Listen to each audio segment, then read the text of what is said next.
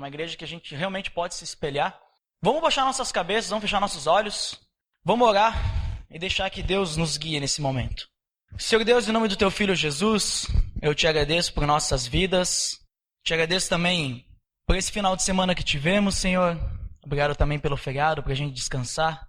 E obrigado, Deus, por cada pessoa que está aqui hoje e também porque Tu nos mostra, Senhor, através daquilo que aconteceu há muitos anos atrás, Senhor, nos mostra coisas que a gente pode utilizar hoje na nossa vida, Deus. E o Teu manual, ele nunca fica velho, Deus, ele nunca perde a validade e ele é sempre útil para a gente, Deus. Então, nesse momento, Senhor, nos guie para que a gente possa entender qual é a Tua mensagem, Senhor, que Tu quer falar para a gente hoje, Deus. Em nome de Jesus que eu peço e oro. Amém. Então vamos abrir nossas Bíblias no livro de Atos. Atos 2, versículo 42 até 47. Vamos lá então. Capítulo 2, o versículo 42 até 47. Diz assim: Eles se dedicavam ao ensino dos apóstolos e à comunhão, ao partir do pão e às orações. Todos estavam cheios de temor e muitas maravilhas e sinais eram feitos pelos apóstolos. Os que criam mantinham-se unidos e tinham tudo em comum, vendendo suas propriedades e bens. Distribuíam a cada um conforme a sua necessidade. Todos os dias continuavam a reunir-se no pátio do templo, partiam o pão em suas casas e juntos participavam das refeições com alegria e sinceridade de coração, louvando a Deus e tendo a simpatia de todo o povo. E o Senhor lhes acrescentava diariamente os que iam sendo salvos. Essa igreja que a gente vê em Atos é uma igreja que eu vejo que é uma igreja maravilhosa. E através dela a gente pode aprender muita coisa. Só que a gente tem que tomar cuidado que essa igreja ela não tem que ser para nós um molde. Ela tem que ser um modelo. Por quê? Porque se a gente for trazer para o nosso dia, tem muita coisa aqui que, digamos assim, nós não podemos usar o pé da letra. Mas o sentido principal a gente pode usar. A gente vai conversar isso mais adiante. Mas só para contextualizar em que ponto da história isso está acontecendo, isso aconteceu logo depois daquele acontecimento do Pentecostes. Tá, ali nesse momento os apóstolos, Cristo tinha ido embora, né, tinha subido aos céus, e em um momento os apóstolos eles receberam o Espírito Santo e eles estavam cheios do Espírito Santo. E naquele momento eles começaram a falar em línguas. Eles começaram a falar em línguas estranhas, assim, começaram a falar, que eles não entendiam. E as pessoas lá ao redor viram aquilo e começaram a dizer, eles devem estar bêbados, né? Ou que nem nós dizemos aqui no sul, eles devem estar tchuco. Beberam demais. Estão falando só baboseira, eles não sabem o que estão falando. E aí naquilo levanta Pedro. Pedro levanta e começa a fazer uma pregação em línguas.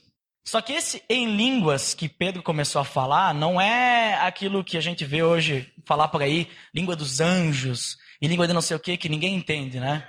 Era uma língua que todo mundo entendia. Vocês imaginam, por exemplo, Pedro falando em línguas, ele não entendia o que ele estava falando. Quer dizer, ele sabia o que falava, claro. Mas se ele tivesse que escutar depois de uma gravação, ele não ia saber o que ele falou. Mas todas as pessoas que estavam lá, elas entendiam. E quando eu digo todas as pessoas, vocês imaginem que tinha gente de tudo quanto era canto do mundo. É como se, nesse momento aqui, entre vocês, tivesse algumas pessoas que falam mandarim, outras que falam italiano, outras espanhol, outros falam alemão, inglês, e eu estou falando em português. E todos vocês iam estar entendendo o que eu ia estar falando. É isso que aconteceu lá naquele momento. E naquele momento Pedro falou tudo aquilo, toda aquela mensagem da salvação. E 3.000 pessoas aceitaram aquela mensagem, se converteram e se batizaram naquele dia. Então, naquele dia teve um acréscimo de 3.000 pessoas, que nem fala a Bíblia. Vocês podem ver ali no versículo 41, né? E assim nasceu a primeira igreja. A primeira igreja do mundo. Por que eu digo que foi a primeira igreja? Eu tenho certeza que foi a primeira igreja. Porque Jesus disse isso. Em Mateus 16, 18, se vocês abrirem aí, Jesus fala para Pedro bem assim: Pedro, você é Pedro, e sobre essa rocha eu edificarei a minha igreja. E as portas do Hades não poderão vencê-la. Então Jesus disse, é sobre tu que eu vou edificar a minha igreja. E ele edificou mesmo, não quer dizer que Jesus quis dizer que de alguma forma ia acontecer alguma coisa com Pedro, não. Pedro foi utilizado para dar aquela mensagem naquele momento e ali iniciou a história. E a igreja de Atos, ela não é só esses versículos que eu falei aí, ela continua depois. O 42 é o versículo que começa a igreja. E relata ali mais ou menos, de uma forma resumida, como viviam esses cristãos no começo. E a gente pode pegar para pensar e dizer assim, mas essa igreja primitiva aí não tem nada a ver com a gente. Realmente, alguns pontos não tem nada a ver, porque são outros tempos, né? Hoje a gente vive uma outra vida, uma outra sociedade, muita coisa mudou. Só que se a gente parar para perceber e ver a fundo como que era essa igreja, a gente vai perceber que ela tem tudo a ver conosco. Porque ela tem ali o que Cristo quer que a gente tenha como sentimento, em questão de viver em igreja. Então vamos analisar alguns pontos que fala ali em Atos. Vamos começar do versículo 42. Diz que eles se dedicavam ao ensino, à comunhão, ao partir do pão e às orações. Nós temos 4 pontos aí. Então, de início naquela época, aqueles cristãos que estavam ali, aquelas 3.000 pessoas, né, cerca de 3.000 pessoas, eles viviam numa grande comunhão, né? Ou seja, eles edificavam um ao outro e tinham essa comunhão entre um e o outro. Imagina só, tinha gente de tudo quanto era lugar. E eles também se dedicavam ao partir do pão e às orações. O que é esse partir do pão? Vamos abrir lá em Lucas 22, do versículo 14 até o 20. O que fala aí? Lucas 22, versículo 14 até o 20. Esse é o primeiro ponto, então, o partir do pão. Acha lá João e volta umas páginas, é quase no final. Pronto? Diz assim, 14. Quando chegou a hora, Jesus e os seus apóstolos reclinaram-se à mesa. E lhes disse: Desejei ansiosamente comer esta Páscoa com vocês antes de sofrer. Pois eu lhes digo, não comerei dela novamente até que se cumpra no reino de Deus. Recebendo um cálice, ele deu graças e disse: Tomem isso e partilhem uns com os outros, pois eu lhes digo que não beberei outra vez do fruto da videira até que venha o reino de Deus. Tomando o pão, deu graças, partiu-o e o deu aos seus discípulos, dizendo: Isto é o meu corpo, dado em favor de vocês. Façam isto em memória de mim. Da mesma forma, depois da ceia, tomou o cálice, dizendo: Este cálice é a nova aliança no meu sangue, derramado em favor de vocês. Então a gente vê que eles celebravam ali a ceia do Senhor. Eles não celebravam apenas a Páscoa, né? Que aqui nesse momento eles estavam celebrando, que ele fala da Páscoa, né? Mas eles estavam celebrando a ceia do Senhor, que Cristo mostrou para eles naquele momento, na Santa Ceia, a última ceia que ele teve com os discípulos. E lá em Atos eles celebravam isso. Eles se dedicavam ao partir do pão. E Cristo fala que a gente tem que fazer isso também, fazer em memória dele. 1 Coríntios 11 fala lá como a gente tem que participar da ceia. Quando a gente pode participar da ceia. Como participar da ceia e como usar os elementos de todas as formas, está tudo lá. Então, a ceia, ela é um momento muito importante para nós cristãos. Ela é um momento também, além da gente relembrar o que Cristo fez por nós naquela cruz, além da gente relembrar essas coisas, ela também é um momento em que a família se reúne, a família do Senhor, a igreja, no caso nós. Nós podemos se reunir e ter uma comunhão muito boa naquele momento, porque nós estamos partilhando do pão e celebrando uma coisa muito especial. E nós estamos fazendo isso juntos. Então, realmente é uma coisa especial. Então, participar desse momento da ceia é uma coisa importante para nós e é uma coisa que a gente tem que fazer, porque Cristo diz: façam isso em memória de mim. E continuem fazendo até que vocês participem da ceia junto comigo. Continuando, outro ponto, versículo 43 a 45. Esse fala mais sobre a comunhão.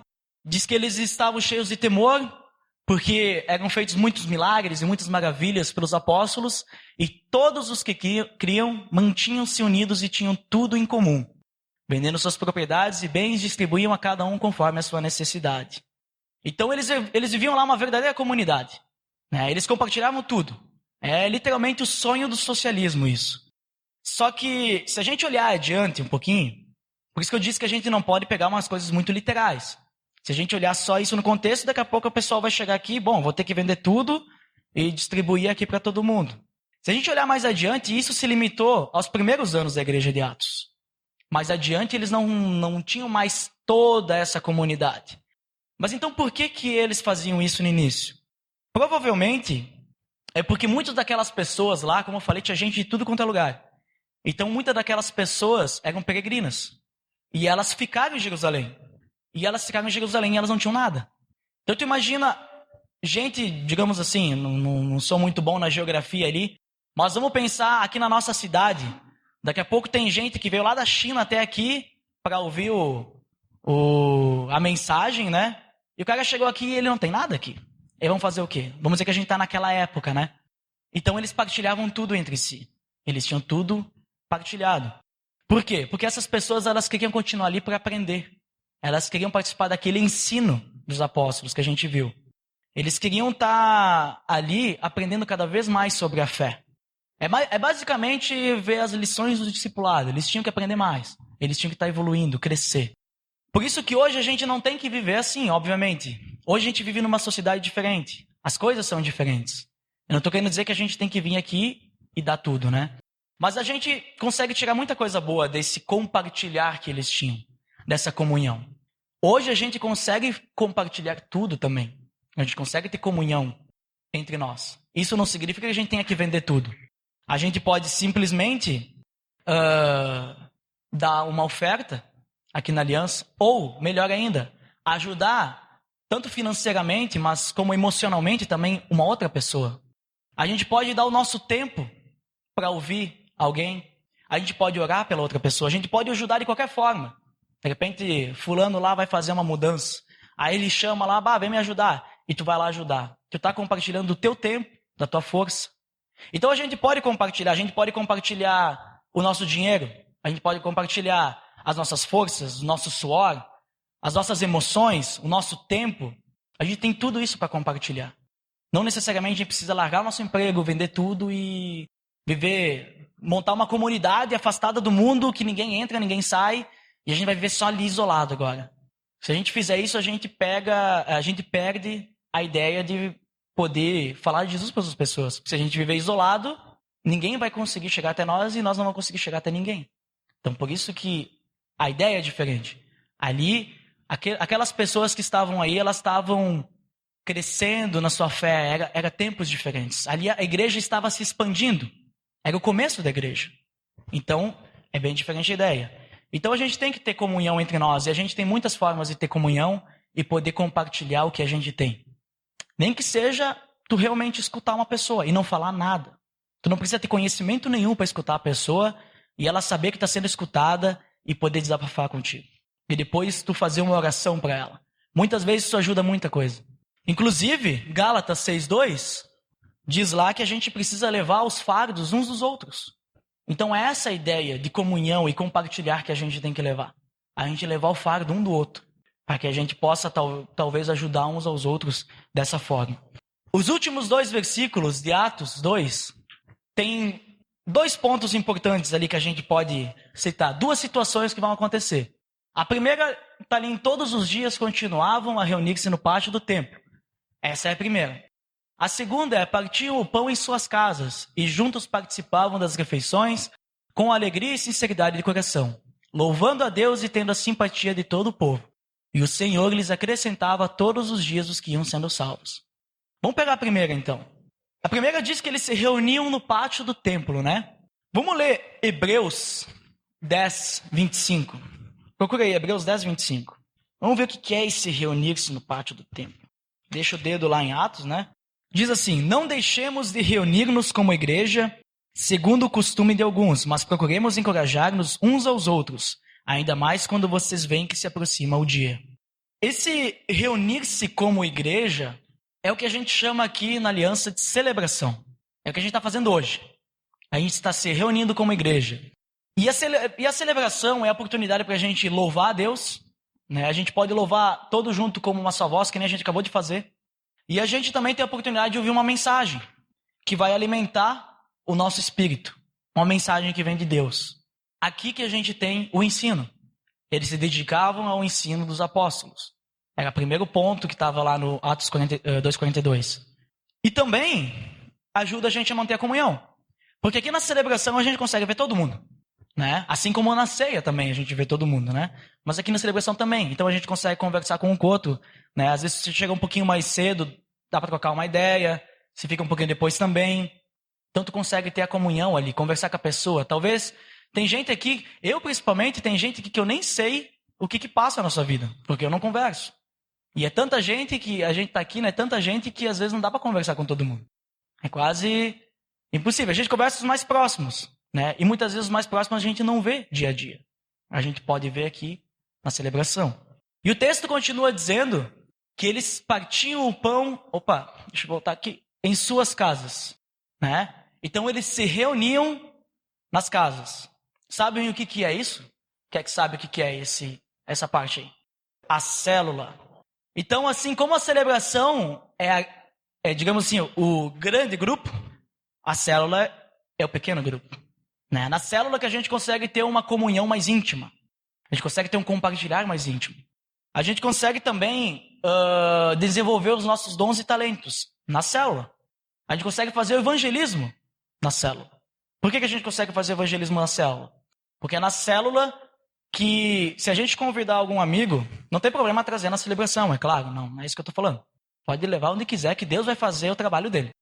Mas na célula, a pessoa ela vai participar, ela vai se sentir ali num momento em que as pessoas vão estar conversando e compartilhando aquilo que elas estão vivendo diariamente. Aqui tem mais essa questão do ensino. Uma pessoa fala e as outras pessoas escutam, né? Então, talvez a pessoa que nunca ouviu falar alguma coisa de Jesus vai vir aqui e vai achar estranho algumas coisas que é falado. Como assim célula? O que é célula? Né? Algumas coisas assim. Mas não tem problema nenhum, porque, como eu disse, Deus acrescenta Ele mesmo àqueles que iam sendo salvos. A gente vê lá em Atos. Então, se a pessoa tiver que vir aqui e ser salva, ela vai vir aqui e vai ser salva. Não tem problema. Mas é na célula que ela vai conseguir ver que as pessoas, elas têm problemas e que as pessoas conseguem ajudar umas às outras. É ali que a gente vai ter aquela comunhão mais íntima. A gente vai ter a oração ali funcionando legal. Né? E um fato interessante é que a gente lê que eles partiam pão em suas casas. Né? Eu comentei que o partir de pão também significava que eles participavam da ceia. Então veja só, naquela época eles participavam da ceia nas suas casas. Não tem problema a gente participar da ceia em todo mundo junto. Eu acho que é até mais legal. Porque a gente, como eu disse antes, é um momento especial. E todo mundo junto, eu acho que fica uma família maior. Né? A gente se sente mais em família naquele momento. Porque eu estou compartilhando com todo mundo que está junto comigo esse momento que é relembrar aquilo que Cristo fez por mim e pelas outras pessoas. Então, a gente vê 3 pontos, né, que eu citei, importantes. Além da comunhão, claro, mas celebração, ceia e célula, né? São 3 pontos importantes. E nos 3, a gente tem comunhão. De modos diferentes. A gente tem de modos diferentes. Um mais íntimo, outro mais aberto. Cada um tem o seu modo, mas a gente tem comunhão nos 3. E a aliança, aqui onde nós estamos hoje, a aliança, ela é uma igreja em células. E uma igreja em células significa, aliança significa, não significa que a célula é um ministério da aliança. Significa que a célula é a aliança funcionando. Então a aliança não é uma igreja com células, é uma igreja em células. Se a gente for pegar a visão do ministério Igrejas em Células, eles dizem que a igreja em célula é uma igreja que possui 2 asas, como um pássaro. Né? Aí se uma asa atrofia, aí ele não consegue voar direito. Eu vou até ler aqui um trecho que eu peguei lá no site do Ministério Igreja em Célula, que diz assim: o pastor Bill Beckland, do Taut Ministries dos Estados Unidos, conta a história de uma igreja de 2 asas que podia voar por toda a terra e fazer a vontade do Criador. Uma asa era o grande grupo e a outra era o grupo pequeno, ou seja, celebração e a célula. Conforme a história avança, a serpente orgulhosa, que não tinha nenhuma asa, veio e convenceu a igreja a voar apenas com a asa do grupo grande e não usar mais a asa do grupo pequeno. Com isso, a asa do grupo pequeno atrofiou e a igreja não pode fazer muito mais do que voar em círculos. E gastou muito do seu tempo no chão em sua casa de passarinho. Então o Criador teve que fazer uma nova igreja, com 2 asas, que pudesse voar novamente para cumprir os seus planos. Nós cremos tanto na asa do grupo grande como na do grupo pequeno. Nós cremos que o modelo de ministério em células é um modelo bíblico de ministração, que melhor expressa o caráter e a vida de Deus entre nós, que permite que todos os membros sejam ministros, que é um modelo que trabalha com o evangelismo e é transferível para todas as culturas. Então a gente vê que, através da célula, todo mundo pode edificar na vida do outro. Todo mundo pode trabalhar na vida do outro. Todo mundo pode ser ministro. E a gente pode viver, digamos assim, com uma comunhão mais íntima, que nem eu falei antes. Então, a gente tem esses 3 pontos, né? Que é a ceia. Se tu não participa da ceia, participa. Claro, levando em conta o que está lá em 1 Coríntios 11. Anota ali se tu não sabe o que diz para depois ler. Se tu não participa da celebração, participa. Bom, vocês todos estão participando, né? Então, todo mundo participa, legal. Mas se não participa de célula, também participa, porque é importante. Mas tem uma coisa a mais que eu gosto de pensar para o cristão aqui da Aliança.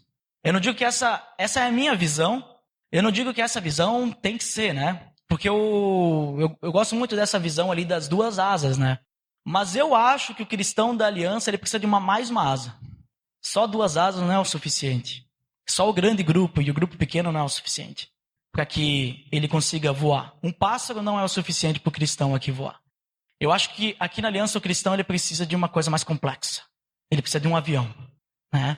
Então, eu peguei aqui uma imagem do avião, o avião do cristão. Ele é mais ou menos assim. Ou não. Mas o avião ele tem várias partes, né? A gente pode ver que ele tem 2 asas também. 2 asas ali na frente. Só que ele tem lá atrás mais 2 asas pequenas e uma rabeta, né? Que lá tem o leme. E cada parte desse avião é importante. Por exemplo, as asas dianteiras dão uma sustentação para ele. Eu andei pesquisando, assim, para entender um pouquinho melhor, dão uma sustentação. E aqueles ailerons aí, não sei se vocês conseguem ler, acho que ficou meio pequenininho, mas esses ailerons, né? Eles fazem o avião girar, assim. Aí lá atrás nós temos os caras chamados elevadores, também conhecidos como profundores. Eles fazem o avião subir e descer o nariz. Ele empina e faz isso aqui. E também tem o leme que faz o avião girar na horizontal. Se o avião tivesse só as 2 asas da frente, ele não conseguiria voar. Ou melhor, ele conseguiria voar perfeitamente, só que só em linha reta. Ele não ia fazer curva. Ele ia só virar assim e ia ficar andando de lado. Ele não ia conseguir girar. Porque ele precisa dos elevadores e do leme para fazer essa voltinha aí. Então eu gosto de pensar que a celebração ali no nosso avião, ela vai ficar lá atrás, lá no leme. Por que lá no leme? Porque a celebração é onde a gente tem o quê? Que eu falei? O ensino, certo? Então o foco da celebração, apesar de a gente também a comunhão, a gente ter o louvor, né? São coisas importantes, mas o foco principal é o ensino. Tá? Então, o ensino é o que dá? A direção. E lá atrás do leme, ele é responsável pelo quê? Pela direção. Quem é que dirige o avião? É Deus. Então, Deus dirige o avião e dá a direção pra gente. E é através de Deus, usando pessoas como ferramentas, que ele dá a direção para a igreja. Vamos fingir que esse avião é a Aliança Bíblica de Bento Gonçalves. Então, é Deus que está dando a direção ali, através do piloto. Sabe quando a gente diz, né, que Deus dirige o nosso carro numa viagem? Então, é Deus que está dirigindo ali esse avião. Aí, numa das asas, para dar a sustentação e também ajudar na direção, a gente tem a célula. E a outra asa, aí é uma coisa que a gente vê lá na grande comissão. Quem é que sabe onde é que está a grande comissão? Mateus 28? 28. Então, vamos lá, Mateus 28. Final de Mateus, último capítulo, os últimos versículos. Versículo 18, 19 e 20. Mateus 20, vamos ler 18. Todo mundo achou? Vamos lá então, versículo 18, vamos ler. Então Jesus aproximou-se deles e disse: Foi-me dada toda a autoridade nos céus e na terra. Portanto, vão e façam discípulos de todas as nações, batizando-os em nome do Pai e do Filho e do Espírito Santo, ensinando-os a obedecer a tudo o que lhes ordenei. E eu estarei sempre com vocês até o fim dos tempos. Quem se arrisca a dizer qual que é a outra asa? Alguém? Não. Discipulado, muito bom. A outra asa é o discipulado. Ela precisa do discipulado. O cristão que anda ali, ele precisa do discipulado. É muito importante o discipulado. Só que, o que é o discipulado, né? Quantos aqui fazem discipulado hoje, atualmente? Não é muita pessoa que faz. Quantos aqui... Vamos ver se o pessoal sabe o que é discipulado. Quantos acreditam que o discipulado é aquele livrinho que tem ali na biblioteca para vender? Que é só aquilo. Ninguém acredita. Beleza, isso é bom, ótimo, perfeito. Quantos aqui realmente sabem o que é discipulado? Não se preocupe, eu não vou chamar ninguém para vir aqui falar. E você sabe o que é ser discípulo? Discipulado é tu ter discípulo, né? E tu ser discípulo de alguém. Sabe o que é ser discípulo? Para vocês terem uma ideia, eu não peguei nem na Bíblia, tá? O significado de discípulo. Eu peguei no dicionário, para vocês verem como é que discípulo é uma palavra que ela é universal. O que é ser discípulo, segundo o dicionário? O que recebe disciplina ou instrução de outro, o aluno. O que segue as ideias ou imita os exemplos de outro. Ou seja, o discípulo é alguém que segue outra pessoa. É alguém que caminha junto com alguém. É alguém que tem um mentor, um mestre, alguém que aprende. É alguém que pode receber disciplina de alguém. Esse é o discípulo. E de quem que a gente tem que ser discípulo? De Jesus. A gente tem que ser discípulo de Jesus. A gente tem que buscar ser parecidos com Jesus. Só que para ser mais parecido com Jesus, a gente tem que seguir Ele e buscar a Ele. A gente consegue fazer isso sozinho? Não, né? Duvido que tenha alguém que consegue ser discípulo de Jesus 100% sozinho. Se eu com mais alguém já é difícil, então imagino sozinho. Então Eclesiastes 4, do 9 ao 13, fala sobre essa questão de andar junto, caminhar junto. E o versículo 12 em específico diz assim: um homem sozinho pode ser vencido, mas dois conseguem defender-se. Um cordão de 3 dobras não se rompe com facilidade. Ou seja, a gente tem que andar junto com alguém. Porque se a gente cair, vai ter alguém lá para quê? Para disciplinar a gente, para falar para a gente. Os próprios discípulos naquela época, lá na igreja de Atos, lá até por eles já andavam em 2. Eles andavam 2 pessoas sempre juntas. Eles iam fazer as missões deles, né? Eles andavam em dupla. Eles nunca andavam sozinhos. Jesus teve 12 discípulos. Quer dizer, teve muitos discípulos, né? Porque nós somos discípulos dele. Mas os apóstolos foram 12 pessoas que fizeram discipulado com ele. Tirando um que deu para trás, mas aqueles 12 eles tiveram um grande relacionamento com Cristo. E o que eles fizeram, esses 12? Sabe o que eles faziam com Jesus? Eles não simplesmente chegavam a Jesus: olha, tu faz isso aqui, faz isso, vai aqui, vai, faz assim. Não era coisa assim. Jesus pegava, ia lá, fazia alguma coisa, ia lá, falava alguma coisa lá para os fariseus ou para qualquer pessoa, e os apóstolos estavam lá, só na escuta. Vamos ver como é que ele vai reagir a isso. Aí chegava alguém lá, queria tentar Jesus, e os apóstolos estavam lá, olhando como é que ele fazia. Aí os apóstolos iam lá e cometiam algum erro, um deslize, né? Eles eram humanos, né? Eles cometiam erros. Aí Jesus ia lá e chegava: cara, aqui ó, não é legal isso que tu fez. Vamos lá resolver isso aí. Vai dizer que não é assim? Está nos evangelhos. Eles faziam bem assim. Esse que é o discipulado. É tu caminhar junto com a pessoa. Tu pode fazer... É importante fazer as 12 lições discipuladas. São 13 agora, acho, né? É importante fazer aquelas lições do livrinho ali. Porque aquelas lições do livrinho, elas são lições básicas para a pessoa ter o crescimento, né? De conhecer mais sobre a fé. Assim como eu comentei ali, que eles estavam fazendo lá em Atos as lições de discipulado, né? Eles estavam conhecendo mais. Fizeram o mesmo ligado lá com a mensagem de Pedro e depois estavam aprendendo lá no grande grupo. É importante fazer. E é importante tu sempre ter como base a Bíblia. E aí tu vai caminhar junto com essa pessoa. Tu vai estudar a Bíblia junto com essa pessoa. E aí isso vai ser o discipulado. Ela vai aprender contigo. E ela não vai aprender só aquilo que tu fala. Ela vai se espelhar em ti. Porque o que fala Paulo? Paulo diz: sejam meus imitadores assim como eu sou de Cristo. Não é isso que ele fala? Ele está dizendo o quê? Vocês têm que ser discípulos de Cristo. Mas sejam meus imitadores porque eu imito Cristo. Façam um discipulado comigo, de certa forma. Ele estava falando para aqueles caras mais ou menos isso aí. E Paulo teve discípulos. Ele fez discipulado. Ele teve algumas pessoas que ele caminhou junto, né? Até o próprio Timóteo ele tratava como um filho, né? Ele pegava e falava com Timóteo de uma forma muito carinhosa. Isso é discipulado. Paulo não era apenas um supervisor e estava ensinando Timóteo: vem aqui que eu vou te ensinar como é que faz, é isso aí, faz isso. Não. Paulo estava discipulando Timóteo, ensinando muitas coisas que ele sabia, ensinando aquilo que ele sabia de Cristo, aquilo que Paulo mesmo aprendeu com outras pessoas. Ele não nasceu sabendo, né? Ele foi discipulado em algum momento. Então é isso, a gente não andar sozinho, a gente ter alguém para andar junto. E que nem eu falei antes, a gente vai ser espelho para o nosso discipulando. Se a gente errar, ele vai ver. E se a gente errar, talvez ele pode vir a cometer o mesmo erro. Então nós temos que buscar ser exemplos. E essa pessoa, ela vai se tornar mais parecida com Cristo à medida que nós também nos tornarmos mais parecidos com Cristo. Essa que é a ideia que a gente tem que ter. Se tornar mais parecidos com Cristo através do discipulado e não andar sozinho. Então, a gente vê ali que a gente completou o nosso avião, né? A gente viu que a gente tem aqui a celebração, ela ajuda na direção da aliança, né? A gente tem a célula, que também ajuda na direção e ajuda na sustentação. E nós temos o discipulado também ajuda na direção. Por incrível que pareça, os três ajudam na direção. Talvez esses três não tenham tanta comunhão, porque o discipulado vai ter comunhão com uma pessoa só, né? Mas existe comunhão, né? Menos, mas existe. Uma comunhão extremamente mais íntima do que a comunhão do célula, inclusive. Porque talvez existem, às vezes, coisas que a gente não vai compartilhar no nosso célula, mas a gente compartilha com o nosso discipulador. Por quê? Porque é o discipulador que vai conseguir nos ajudar naquele momento, vai orar por nós. Ali funciona a oração. E tá certo que ali em Atos 2, a gente não vê ali dizendo, eles faziam o discipulado. Mas mais adiante eles faziam. Eles começavam a andar juntos em dois.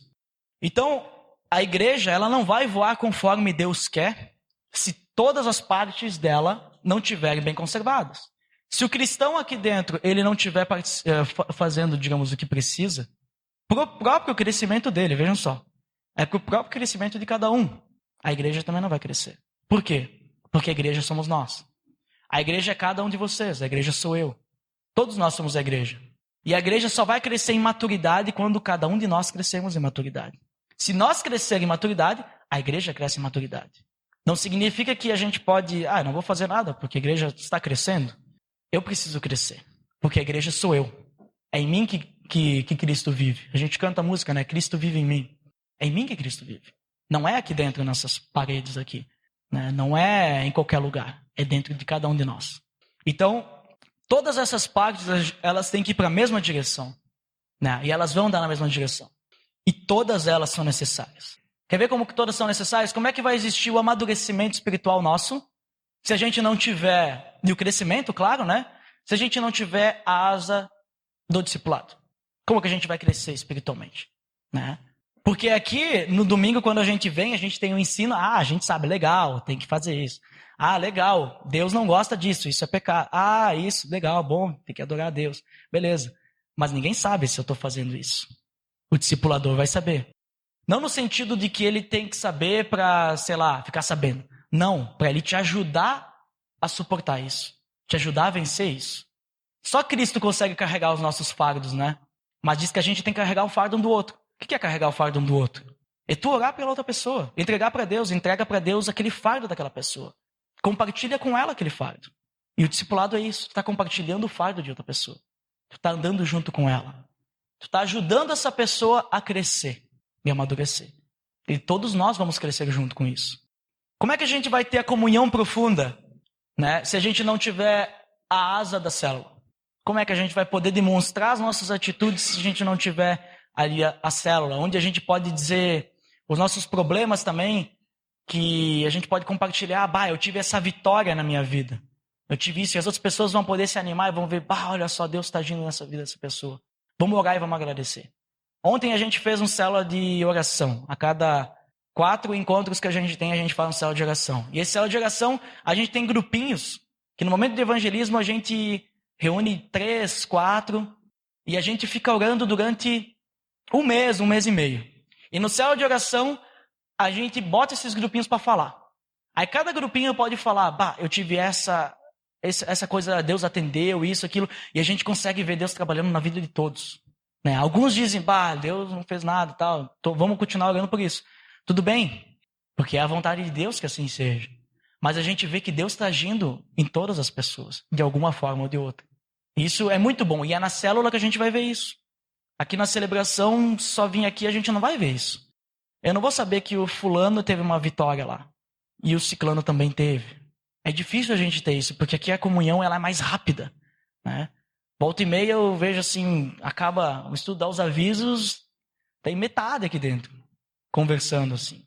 E os outros já foram.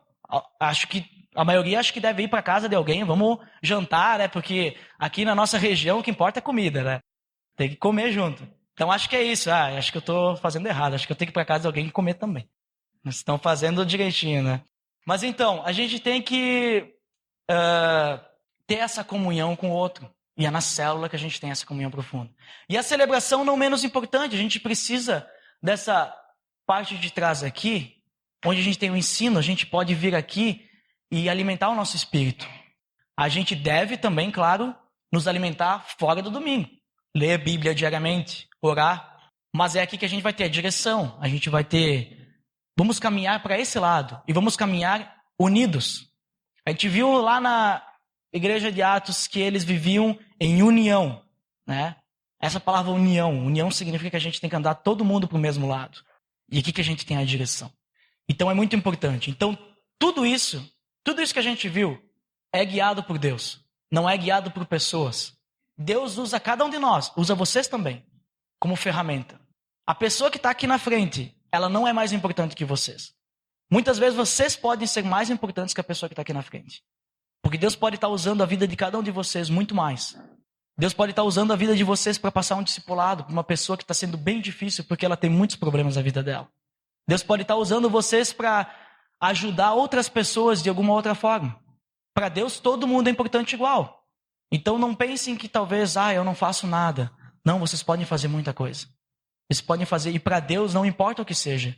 Se vocês estiverem ajudando qualquer pessoa, já é grande coisa para Deus.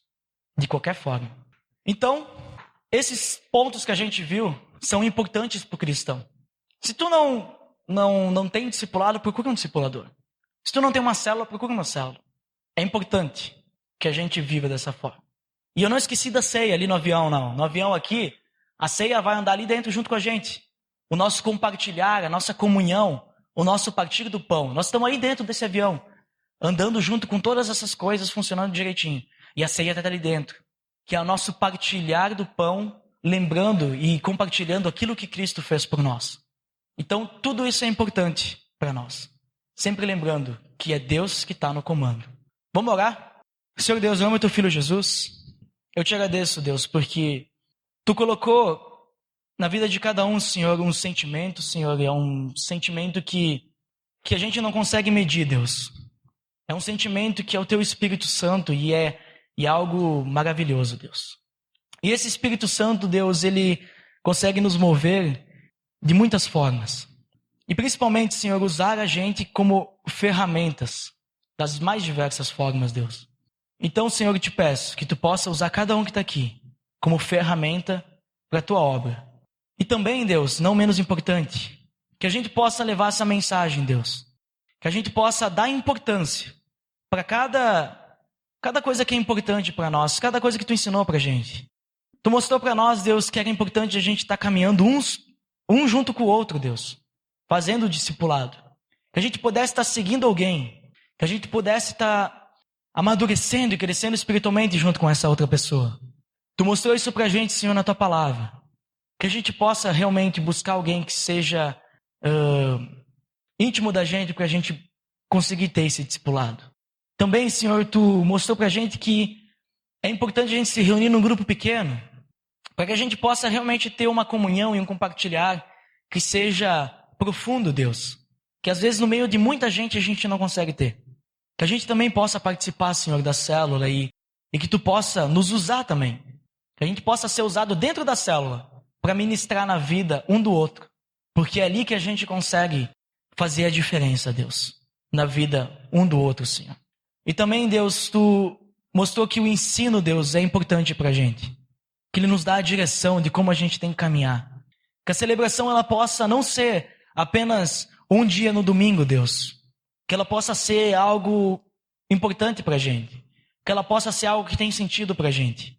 Que ela possa ser algo como era para aquelas pessoas que estavam lá, nesse momento que foi relatado em Atos, Deus. Que eles eram pessoas que nem eram de Jerusalém, e eles não queriam ir embora porque eles queriam se alimentar mais e mais da tua palavra. Eles queriam conhecer mais e mais. E todo dia, Deus, todo dia eles se reuniam. Que a gente possa ter esse sentimento e dar valores, Deus. E também que a gente participe da ceia com esse sentimento, Deus, de que a gente possa realmente compartilhar esse momento uns com os outros até o dia que tu vai voltar. que possa ser um momento importante pra gente. Que possa ser um momento que a gente realmente lembre aquilo que tu fez por nós. Que a gente possa lembrar todo dia isso, mas que nesse momento a gente lembre que a gente está compartilhando esse momento com os nossos irmãos, Deus. Que a gente está compartilhando esse momento na nossa família.